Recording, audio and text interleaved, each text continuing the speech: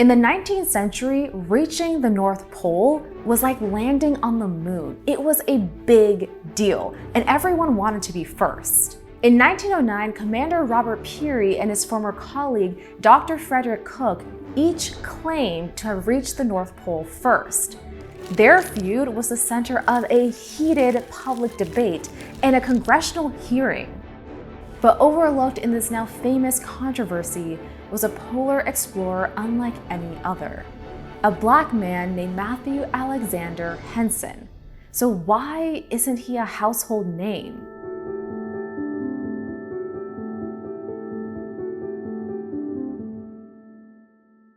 Matthew Henson was born in Nanjemoy, Maryland in 1866 to free-born sharecroppers. Reconstruction-era America was incredibly dangerous for Black people, especially in the South. Between the Black Codes and Jim Crow, Black people were under threat by the state and by vigilantes like the KKK. From early on, Henson learned to survive. He hid in the bushes as the KKK night riders rode through town. Orphaned at a young age, Henson ran away, according to some accounts, to the docks of Baltimore, Maryland, at around 12 years of age. Although Henson didn't have much formal schooling, he joined Captain Childs aboard his Katy Hines as a cabin boy, a massive 3-mast ship which traveled the world. Childs encouraged Henson to read and write and nurtured his desire for adventure. When Captain Childs died in 1887, one biographer says Henson could not find a single crew who would treat him equally as a Black man, and so he quit sailing. He turned to odd jobs loading cargo, serving as a messenger, and working in a hat store. In the spring of 1887, an ambitious Navy lieutenant and civil engineer, Robert Peary, visited the very hat store where Henson was working. Peary mentioned to the store owner that he needed someone to join him on his next adventure surveying the jungles of Nicaragua, and Henson was the right man for the job. Although Peary hired Henson as a servant on the journey, Henson made it clear that he was already a highly capable explorer. He could hunt and was skilled at leading laborers who had joined this dangerous expedition through the unmapped jungle. After Nicaragua, Peary set his sights on the North Pole, a pursuit that consumed the next 20 years of both their lives. But Peary's invitation to the Arctic came with a warning. According to Floyd Miller's biography, Ootah, Peary called Henson a son of the equator and warned that Henson would have more trouble in an Arctic setting than a white man. Henson's response to Peary's was resolute. "I'll go north with you, sir, and I think I'll stand it as well as any man." At the time, explorations were most often led by aristocrats and military servicemen like Peary.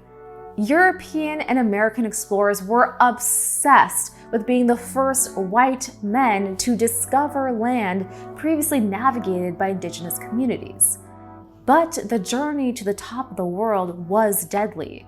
In fact, in the 19th century, nearly 1,000 people tried to reach the North Pole, and most of them never returned. We now know today that the North Pole is a fixed point in the middle of a frozen ocean, always at 90 degrees north latitude.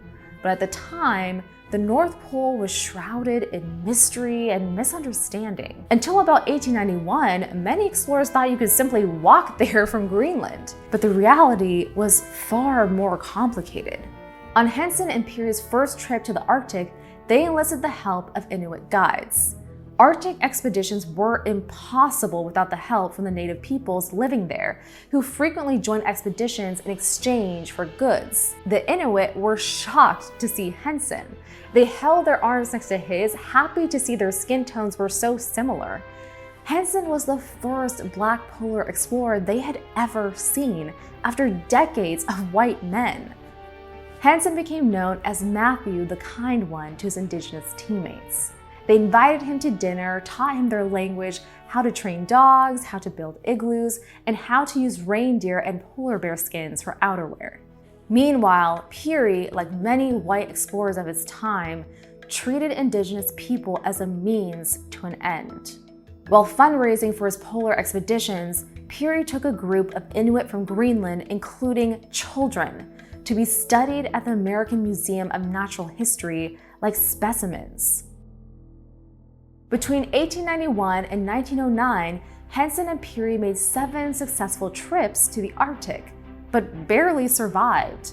The Arctic boasts temperatures at 50 degrees below freezing, Arctic storms, cracks in the ice, and polar bears. Peary lost 8 toes. They had to eat their own dogs. And one time, Henson saved Peary from the charging muskox.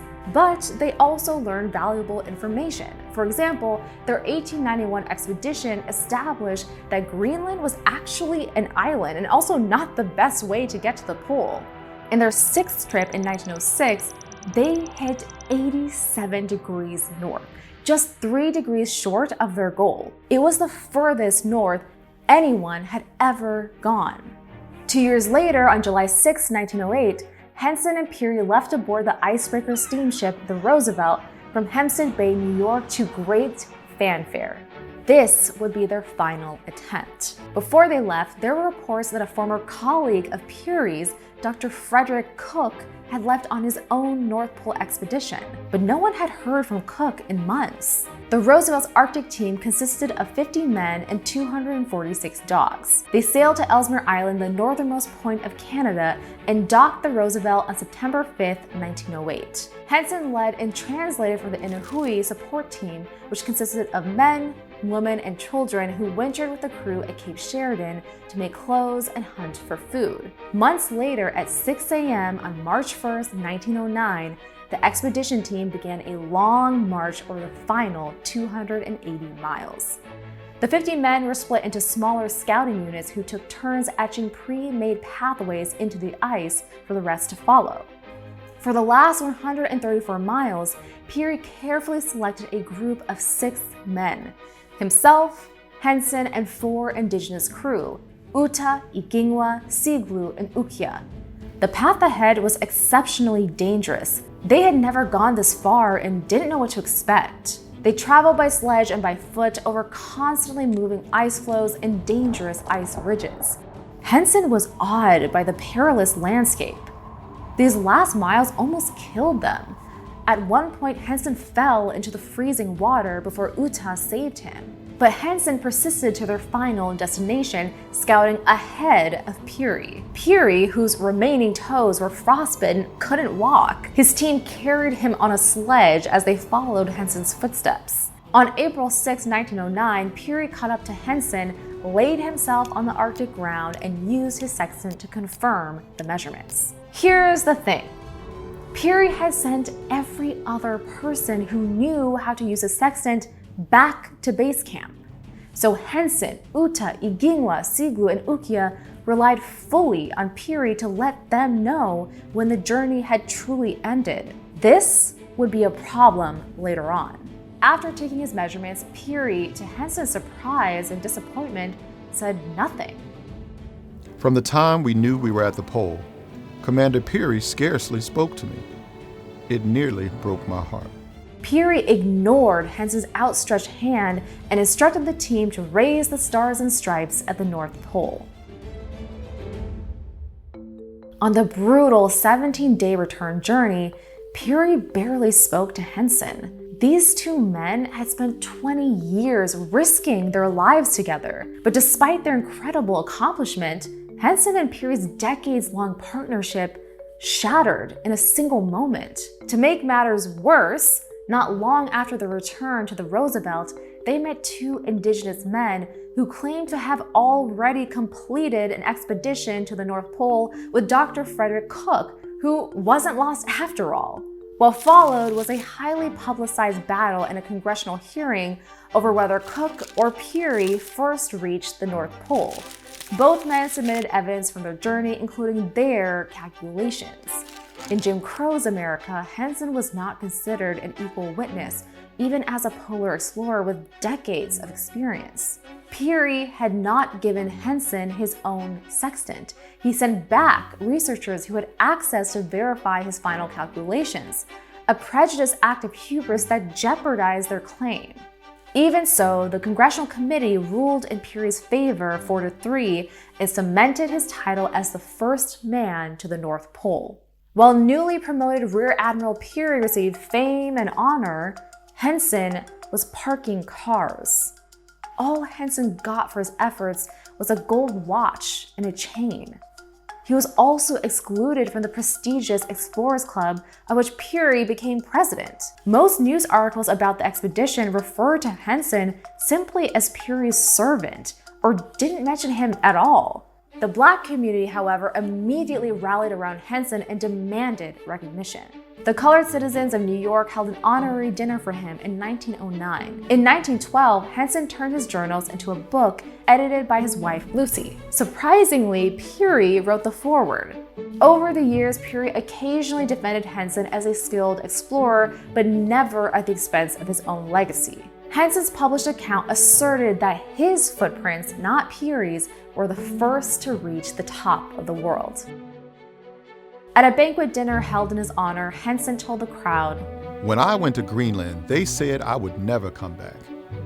They told me that I could not stand the cold, that no Black man could. I said I would die if necessary to show them. I survived all right, and here I am."